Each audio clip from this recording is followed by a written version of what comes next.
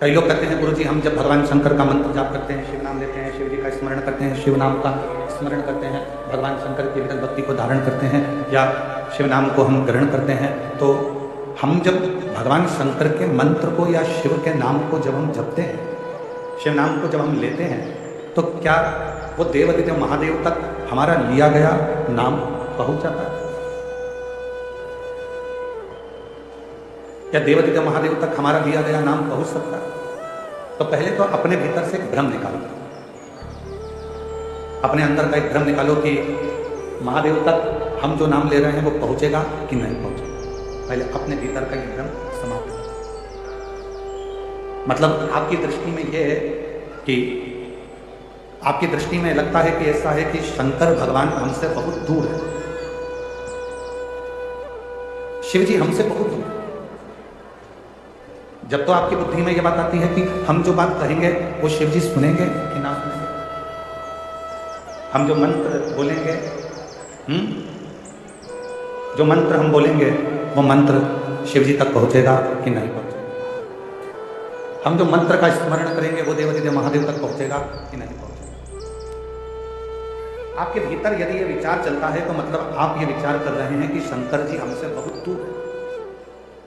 पर शिव महापुराण की कथा कहती है, भगवान देवादिदेव महादेव का चरित्र कहता है, जिस समय पर आप भगवान देवादिदेव महादेव का स्मरण करते हो, उनको याद करते हो, उनका स्मरण करते हो, उस समय पर आपको लगता है कि शिव बहुत दूर हैं, तो उन तक हमारी आवाज़ पहुंचेगी कि नहीं पहुंचेगी।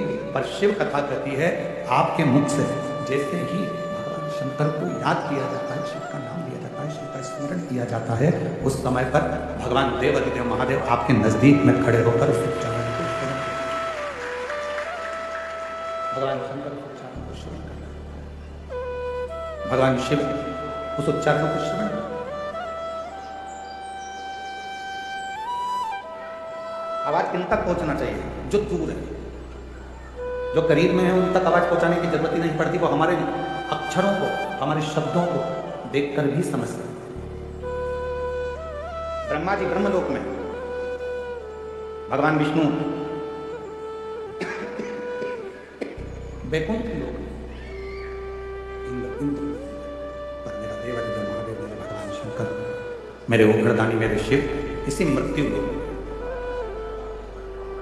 अब ब्रह्मा जी को यदि आपको कुछ कहना है तो भले तुमको तेज बोलना पड़ सकता है, भगवान विष्णु जी को अगर कुछ कहना है तो हो सकता है कि आपको तेज बोलना पड़ सकता है। पर यदि आपको भगवान शंकर से कुछ कहना है तो आपको तेज बोलने की जरूरत ही नहीं पड़ती, वो आपके पास में कंकर शंकर के रूप में विराजमान होकर उस बात को श्रवण करते हैं, सबके नजदीक में पहुंचकर नजदीक में बैठकर उस कथा को श्रवण करते हैं, उस बात को श्रवण करते हैं, आपके नजदीक में बैठकर उस कथा को श्रवण करते हैं। शिव नजदीक में, भगवान शंकर नजदीक में, शिव नजदीक में, भगवान शंकर नजदीक में, शिव की कथा कर रही है, भगवान शंकर का चरित्र कर रहा है, शिव महापुराण की कथा कर रही है। ध्यान नहीं रहा, इससे तो अच्छा रामायणी कुटी वाले महाराज जी के यहाँ का साउंड था, तो उन्हीं को लेकर आ जाए।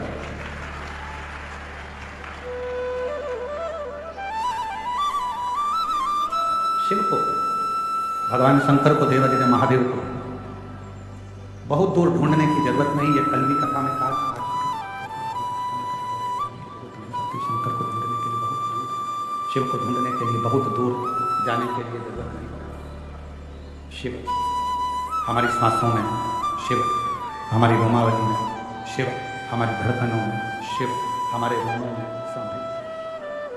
जब हमको कुछ भगवान देवादिदेव महादेव से कहना है तो आप ये अपने मन से निकाल दीजिए कि हमको बहुत दूर हमारे शंकर भगवान है, तो हमको बहुत दूर बैठे हुए शिव से कुछ कहना पड़ेगा, कुछ कहना पड़ेगा नहीं।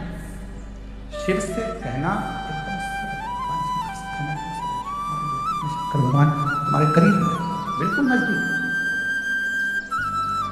और जब हम भगवान शिव से अपने मन की कोई बात करते हैं तो दुनिया के लोगों को लगता है कि शिव सुनेंगे ना सुनेंगे।